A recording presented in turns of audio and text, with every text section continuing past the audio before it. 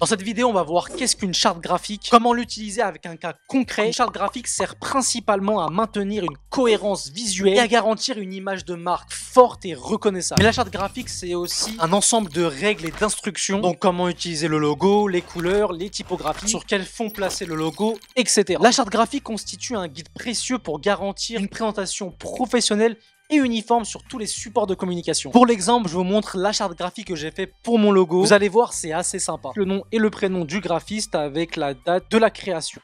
On a ensuite le sommaire avec plusieurs points, le mood board, la typographie, couleur, le logo et la papeterie.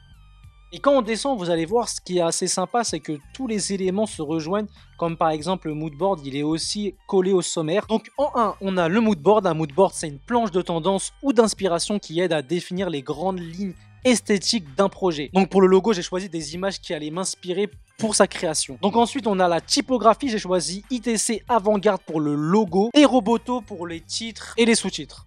On descend, on a les couleurs. Très important, mettez toujours des noms à vos couleurs, ça rend l'expérience encore mieux et votre client pourra mieux se projeter avec ses couleurs. Donc on a le bleu électrique, le blanc neutre et le noir sportif parce que je voulais un logo assez sportif.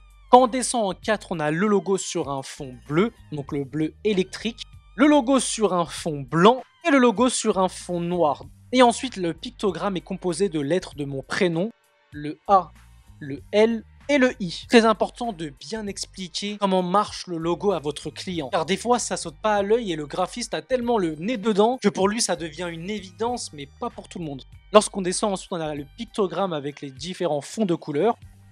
On a les zones de sécurité. Donc dans les zones de sécurité, ne pas mettre d'éléments dessus. Et une règle hyper importante, utiliser des éléments du logo pour faire les espaces de sécurité. Puis on a les interdits, donc ne pas encadrer le logo, ne pas déformer le logo, ne pas changer la couleur du logo.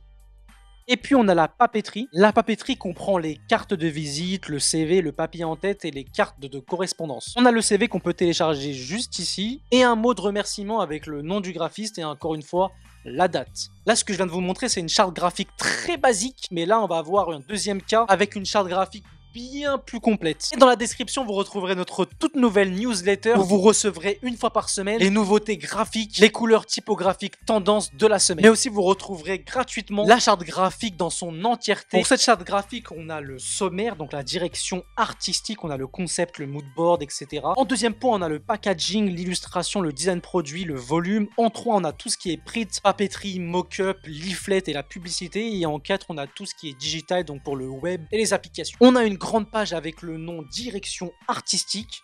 On a ensuite, et là on a le concept en une seule phrase, donc la glace repas Grimils, l'alternative gourmande et équilibrée qui remplace vos repas. Ce qui est sympa en haut, c'est qu'on a tout le sommaire qu'il n'y avait pas sur l'autre charte graphique. Et ce qui est en gras, c'est là où on en est dans la charte graphique pour mieux se repérer.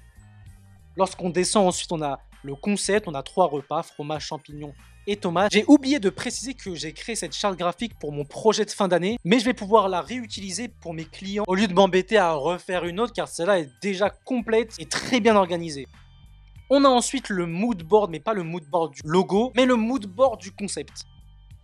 On a ce qui s'appelle le benchmark. Le benchmark, c'est notre position par rapport à nos concurrents et qu'est-ce qu'on fait de moins bien par rapport à nos concurrents et qu'est-ce qu'on fait de mieux. On a ensuite la cible. Alors la cible, c'est qui est-ce qu'on vise. On va imaginer une personne fictive et en faire notre client principal. On a la cible primaire, donc préoccupé par la qualité de la provenance des aliments. Le cœur de cible, c'est notre client principal. Là, je suis désolé, mais il faut absolument la genrer. C'est une femme qui recherche des plaisirs alimentaires originaux et équilibrés pour se faire plaisir tout en faisant attention. Donc c'est Amélie, 28 ans, travailleuse indépendante. Amélie est une personne soucieuse de son aliment et de sa santé, mais qui ne veut pas se priver de se faire plaisir en mangeant. On a le cœur de cible, donc les attentes, la frustration et la motivation. Tout ça, c'est assez compliqué et assez complexe à mettre en place. Mais normalement, ça, c'est le client qui va vous fournir tout ça pour après adapter toute la charte graphique par rapport à votre client. On a le branding et la mini charte graphique. Donc là, il y a une charte graphique dans la charte graphique. On a le choix du nom, donc Cremils, c'est un mélange de crème glacée et Mills qui veut dire repas. On a le mood board du logo. On a le choix du logo, donc j'ai choisi de créer mon logo en hand lettering, donc ça veut dire à la main, pour capturer l'essence de mon projet de manière unique et authentique. On a tous les croquis du logo, et on a le logo final que j'ai fait à la main et que j'ai ensuite vectorisé sur Illustrator. sur un fond blanc et un fond noir. On a l'explication du logo. On a les zones de sécurité. Donc, comme je vous ai dit précédemment, il faut obligatoirement utiliser un élément du logo pour faire les zones de sécurité. On a la taille minimale et maximale du logo, les interdits, les couleurs, donc un bleu généreux, un orange gourmand. Le orange signifie la gourmandise. On a la couleur rouge passion. Et là, il y a le détail de la couleur, ce qu'il n'y avait pas sur la première charte graphique qu'on a vue ensemble. Donc là, le rouge exprime une passion et le désir avec ses couleurs intenses qui suscitent les émotions fortes. Pour le orange, ça symbolise le côté gourmand et appétissant de la marque. On a ensuite la typographie. J'ai choisi la typographie Quattro car elle a plusieurs graisses et c'est assez sympa d'avoir une typographie qui a plusieurs grès pour pouvoir avoir le choix et surtout bien s'amuser sur les divers supports de communication. On a encore la typographie, on a le slogan, le repas glacé qui vous fait fondre de plaisir. On a le côté éco-responsabilité. Pour pas vous perdre justement, comme je vous ai dit, en haut, il y a le mini sommaire pour savoir là où on en est dans la charte graphique.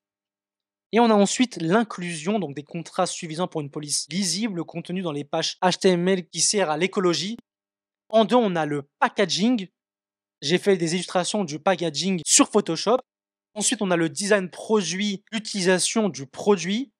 Donc l'ouverture, comment on le mange et tout l'aspect du packaging. On a le volume, donc le patron en 2D des emballages. On a le premier emballage fromage, le deuxième emballage champignon et le troisième emballage tomate. On a ensuite les emballages que j'ai fait en 3D sur Cinema 4D, sur un fond orange, sur un fond bleu et un fond rouge avec le couvercle enlevé. On a ensuite le print, tout ce qui est carte de visite, papier à en-tête et carte de correspondance. On a les différents mock-ups.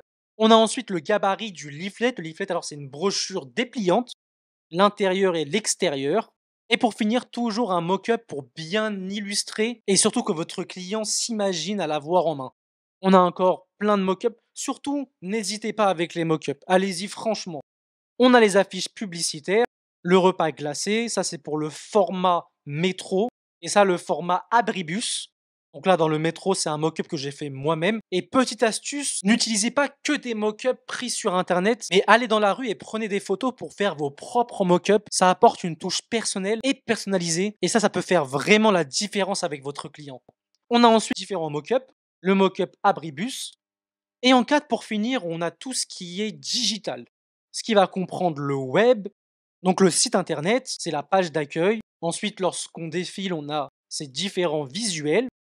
On a la page produit. Et ensuite, on arrive à l'UI, UX design, c'est tout ce qui est application. Comme je vous ai dit, la charte graphique est hyper complète car on a tout fait pour ce projet. Des croquis du logo, en passant par les affiches, le print, l'application et tout le site internet, jusqu'à une vidéo complète en 3D qu'on a fait comme teaser. On a fait l'application sur Figma. Et comme je vous ai dit, n'hésitez pas sur les mock-ups.